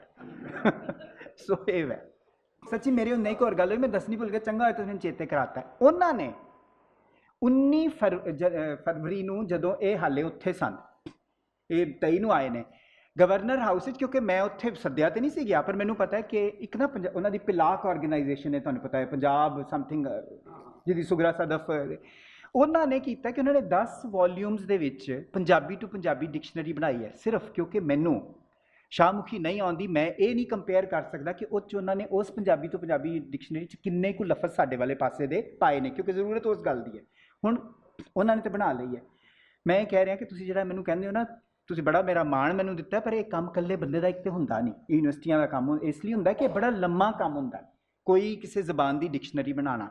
ਪਰ ਮੈਂ ਇੰਨਾ ਕੁ ਕਰ ਸਕਦਾ, ਤੁਹਾਨੂੰ ਦੱਸਦਾ ਵੀ ਪਰਸੋਂ ਜਦੋਂ ਮੈਂ ਪੰਜਾਬੀ ਯੂਨੀਵਰਸਿਟੀ 'ਚ ਗਿਆ ਸਾਂ ਕਿਸੇ ਸੈਮੀਨਾਰ ਵਾਸਤੇ, ਤੇ ਮੈਂ ਜਿਹੜੇ ਬਾਅਦ ਵਿੱਚ ਮੇਰੇ ਨਾਲ 2 ਪ੍ਰੋਫੈਸਰ ਬੈਠੇ ਸੀ, ਉਹਨਾਂ ਦੋਵਾਂ ਸਾਹਮਣੇ ਵੀ ਮੈਂ ਇਹੋ ਹੀ ਗੱਲ ਰੱਖੀ ਸੀ। ਮੈਂ ਅੱਜ ਕੱਲ੍ਹ ਜਿੱਥੇ ਪ੍ਰੋਫੈਸਰ ਲੋਕ ਦਿਸਦੇ ਨੇ ਉਹਨਾਂ ਦੇ ਸਾਹਮਣੇ ਇਹ ਗੱਲ ਰੱਖ ਦਿੰਦਾ, ਅਤੇ ਉਹਨਾਂ ਨੂੰ ਮੈਂ ਵੀ ਕਿਹਾ ਸੀਗਾ, ਅਸੀਂ ਇੱਕ ਗੱਲ 'ਤੇ ਵੀ ਆਏ ਕਿ ਘੱਟੋ ਘੱਟ ਅਸੀਂ ਇੱਕ ਸ਼ੁਰੂਆਤ ਇੰਝ ਕਰ ਸਕਦੇ ਹਾਂ, ਤੁਸੀਂ ਵੀ ਇਹਦੇ ਬਾਰੇ ਸੋਚਣਾ ਕਿ ਦੇਖੋ ਇੱਕ ਹੋਰ ਜਿਹੜੀ ਸਮੱਸਿਆ ਹੈ ਉਹ ਇਹ ਹੈ ਕਿ ਸਾਡੀਆਂ ਬੋਲੀਆਂ ਦੇ ਵਿੱਚ ਜਿਹੜੇ ਮਾਡਰਨ ਡਿਸਿਪਲਿਨ ਨੇ ਨਾ, ਕੈਮਿਸਟਰੀ, ਬਾਇਓਲੋਜੀ, ਇਹਨਾਂ ਦੀ ਕੋਈ ਸ਼ਬਦਾਵਲੀ ਨਹੀਂ ਹੈਗੀ। ਅਸੀਂ ਸਿੱਧਾ ਇੰਝ ਲਏ ਹੋਏ ਨੇ, ਅਤੇ ਉਚੇਰੀ ਪੜ੍ਹਾਈ ਜਿਹੜੀ ਹੁੰਦੀ ਇਸੇ ਕਰਕੇ ਅੰਗਰੇਜ਼ੀ 'ਚ ਹੈ। ਹੁਣ ਐਵੇਂ ਕਿ ਘੱਟੋ ਘੱਟ ਕਿਸੇ ਐਮਫਿਲ ਵਾਲੇ ਸਟੂਡੈਂਟ ਨੂੰ ਜੇ ਕੰਮ ਹੀ ਦੇ ਦਿੱਤਾ ਜਾਏ ਕਿ ਤੂੰ ਬਾਇਓਲੋਜੀ ਦੇ ਕੀ ਲਫ਼ਜ਼ ਇੱਥੇ ਵਰਤੇ ਜਾਂਦੇ ਨੇ ਤੇ ਉੱਥੇ ਵਰਤੇ ਜਾਂਦੇ ਨੇ, ਕਿਉਂਕਿ ਅਸਲ 'ਚ ਤੇ ਦੇਖੋ, ਮਾਫ਼ ਕਰਨਾ, ਬੁਰਾ ਨਾ ਮਨਾਣਾ, ਅੱਜ ਕੱਲ੍ਹ ਦਾ ਨਵਾਂ ਫੈਸ਼ਨ ਹੈ ਕਿ ਪ੍ਰਵਾਸੀਆਂ ਦੇ ਉੱਤੇ ਕਾਨਫਰੰਸਾਂ ਕਰੀ ਜਾਓ ਅਤੇ ਪ੍ਰਵਾਸੀਆਂ ਦੇ ਉੱਤੇ ਐਮਫਿਲ ਕਰੀ ਜਾਓ।